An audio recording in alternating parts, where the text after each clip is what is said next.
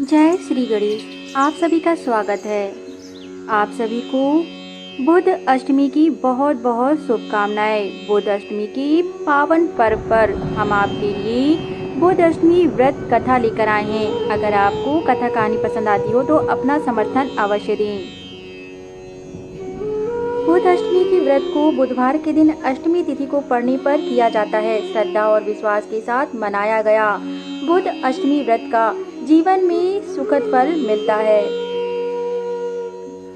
बुध अष्टमी का पर्व पौराणिक और लोक कथाओं के साथ जुड़ा हुआ है। बुध अष्टमी का उपवास करने से व्यक्ति को सभी कष्ट दूर हो जाते हैं और पाप नष्ट हो जाते हैं। बुध अष्टमी पर्व विजय की प्राप्ति के लिए बहुत ही उपयोगी बताया गया है। यह व्रत उन कार्यों में सफलता दिलाने में बहुत सहायक बनता है जिनमें व्यक्ति को साहस और शौर्य की अधिक आवश्यकता होती है। बुध अष्टमी का व्रत करने से सभी मनोवांछित फलों की प्राप्ति होती है। अब हम आपको बुध अष्टमी व्रत की कथा सुनाएंगे। जय श्री गणेश। बुध अष्टमी व्रत कथा। एक ब्राह्मण के घर बुध नाम का बेटा व बुधनी नाम की बेटी थी। ब्राह्मणी सबका आटा पीसती, उसमें से थोड़ा बचाकर रखती। बेटी के मना करने पर भी वह मानती नहीं थी। एक दिन जब ब्राह्मणी को अपने मायके में कार्य था तो वह अपने मायके को गई। पीछे बुधनी यानी स्वयं की बेटी को भी कह दिया कि आटा पीसना और रखना। बुधनी बेहद ही सुशील कन्या थी। उसने सभी का आटा पीसा परंतु अपनी माँ के अनुसार आटा को बचाकर रखा नहीं।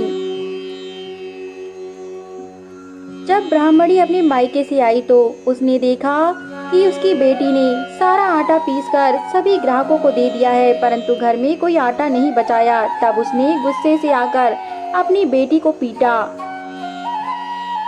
जैसे ही ब्राह्मणी ने अपनी बेटी को पीटना चाहा वैसे ही सभी को मालूम चल गया कि ब्राह्मणी आटा चुराती है। तब सबने आके कहा कि हम तुमसे अब से गेहूं नहीं पिसवाएंगे।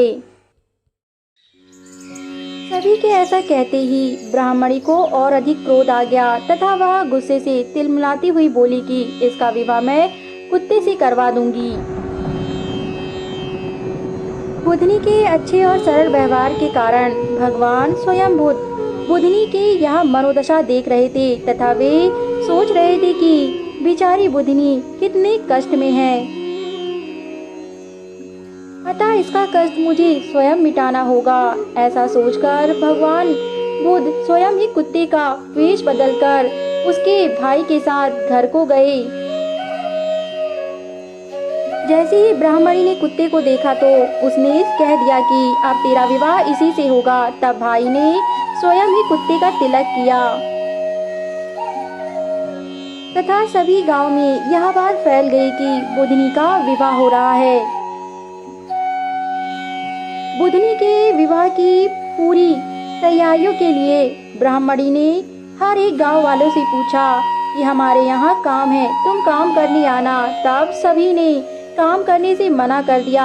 हर कोई यही कहता कि हमारे पास पहले से ही अधिक काम है, हम नहीं आ सकते। थक हार कर ब्राह्मणी घर को आई और अपनी ही बेटी को मारने पीटने लगी और कहने लगी, तू तो निर्भागी है जो तेरे विवाह का कोई काम नहीं करना चाहता। तब कुछ लोग दूल्हे को देखने के लिए आए तथा जैसे ही उन्होंने दूल्हे को देखा तो गांव में यह बात फैल गई कि बुधनी का विवाह तो कुत्ते से हो रहा है। सभी उसकी हंसी उड़ाने लगे, उस पर हंसने लगे।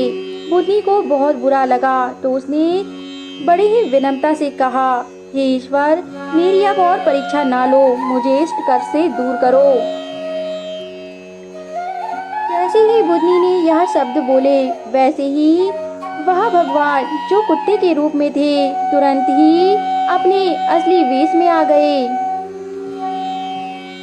दूल्हे को देखकर सभी के आश्चर्यचकित होने का ठिकाना ना रहा। सभी ने बड़े अचंभित होकर कहा, बुधनी को तो कितना सुंदर वर मिला है तथा उसकी शादी सभी ने बड़ी धूमधाम से की।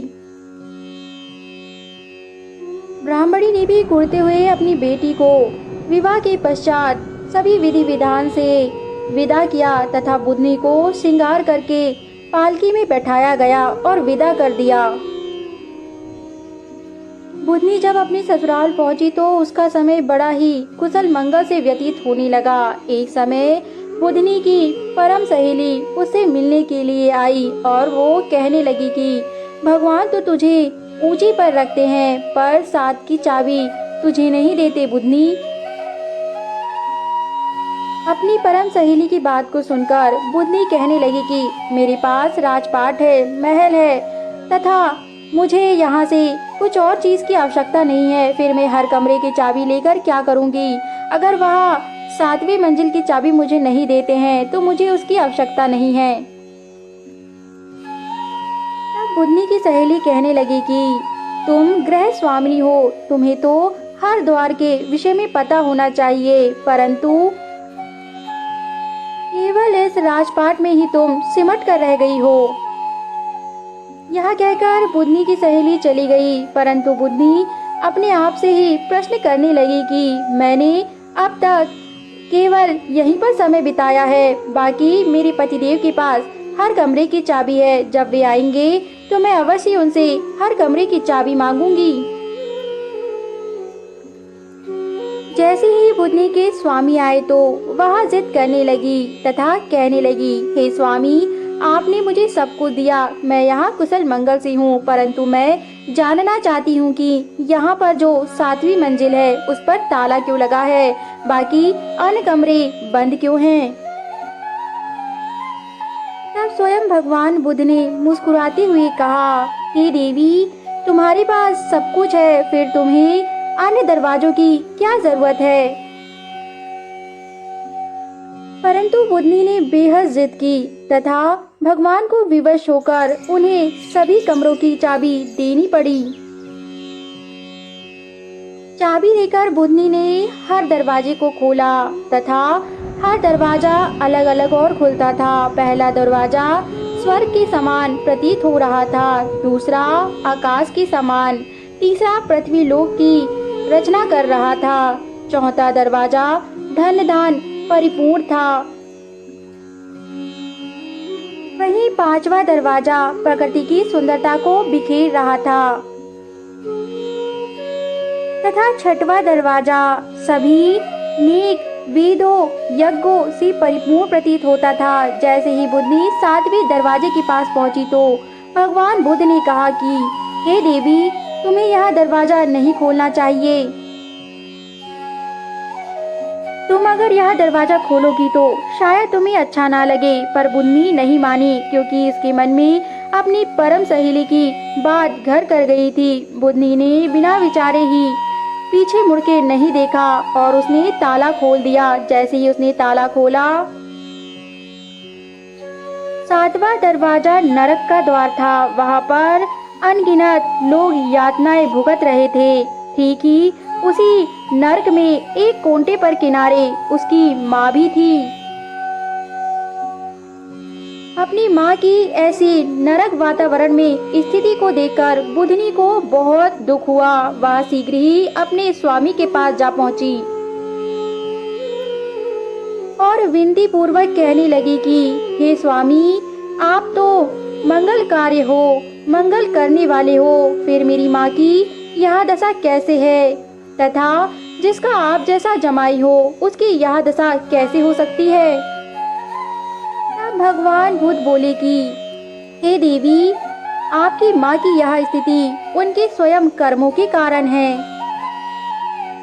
तब बुद्धनी बोली कि हे स्वामी, जिसका आप जैसा जमाई हो उसके ऐसे अवगुणों से क्या लाभ हो सकता है? उन्हें इस पीड़ा से छुड़ाइए, वरना संसार हमें क्या समझेगा। तब भगवान बुद्ध बोले कि हे देवी, जिसके जैसे कर्म होते हैं उसका भुगतान उन्हें अवश्य करना पड़ता है, परंतु मैं तुम्हारी बात से सहमत हूँ कि जब मैं उनका जमाई हूँ तो मैं तुम्हें अवश्य ही वह मार्ग बताऊंगा जिससे तुम्हारी माता को यह नरक से छुटकारा मिल सकता है। हे देवी, तुम अपनी मायके जाकर अपनी भाभी से कहना कि वह बुध अष्टमी का व्रत करे, तभी उन्हें उनकी सासू माँ को इस नरक से छुटकारा अवश्य मिल सकता है। केवल यही एक मार्ग है। अपनी माताश्री के उच्च मार्ग को जानकर बुधनी ने बिना विनम्र किए अपने मायके को गई। जैसे ही वह मायके पहुंची तो उसकी भाभी गर्भ से थी। उन्हें कुछ ही समय पश्चात बच्चा होने वाला था, इसलिए बुधनी थोड़े समय वहां पर रुकी। जैसे ही भाभी का बेटा थोड़ा बड़ा होने लगा तो वह भाभी से कहने लगी, हे भाभी, आपको बुध अष्टमी का व्रत करना चाहिए। इससे आपके सास ससुर को तथा आपके समस्त परिवारजन को वैकुंठ की प्राप्ति होगी। बुधनी की बातों को सुनकर भाभी तैयार हो गई तथा भाभी ने कहा कि हे ननन जी, मुझे यह अवश्य बताइए कि मैं यह व्रत कैसे करूं।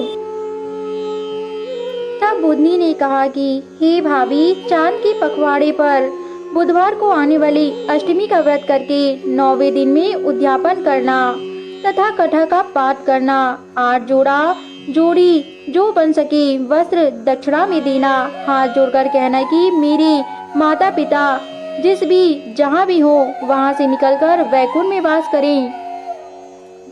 बुधनी के बताए हुए मार्ग के अनुसार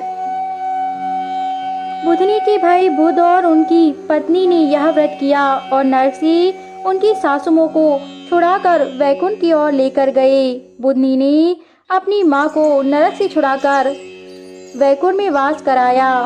हे बुधदेव, सबको ऐसी कन्या मिले जो नरक के योग को छुड़ाकर वैकुंठ में वास कराए। बुध अष्टमी की एक और पौराणिक कथा के अनुसार बुध अष्टमी की कथा का संबंध व्यवस्थित मनु से भी संबंधित बताई गई है। इसके अनुसार मनु के 10 पुत्र हुए और एक पुत्री ईला हुई थी। ईला बाद में पुरुष बन गई थी। ईला के पुरुष बनने की कथा इस प्रकार है। मनु ने पुत्र की कामना से मित्रावरण नामक यज्ञ किया, पर उस प्रभाव से पुत्री की प्राप्ति हुई। कन्या का नाम ईला रखा गया। ईला को मित्रावरण ने उसे अपनी कुल की कन्या और मनु का पुत्र इल होने का वरदान दिया था। एक बार राजा इल एक शिकार का पीछा करते हुए ऐसे स्थान में जा पहुंचे जिसे भगवान शिव और माता पार्वती ने वरदान दिया था कि उस स्थान में जो भी प्रवेश करेगा वह स्त्री रूप में हो जाएगा। उस प्रभाव के कारण वन में इल के प्रवेश करते ही वह स्त्री में बदल जाते हैं। इला के सुंदर रूप को देखकर बुधनी उनसे प्रभावित हो जाते हैं। इला से प्रभावित होने के कारण वह उसे विवाह कर लेते हैं। इला और बुध का विवाह के अवसर को ही बुध अष्टमी के रूप में मनाने की परंपरा है। हमारे द्वारा प्रस्तुत की गई कथा कहानी अगर आपको पसंद आती हो तो हमारे YouTube चैनल को जरूर सब्सक्राइब करें ताकि हम ऐसे ही उच्च कोटि की कथाएं लाते रहें। धन्यवाद।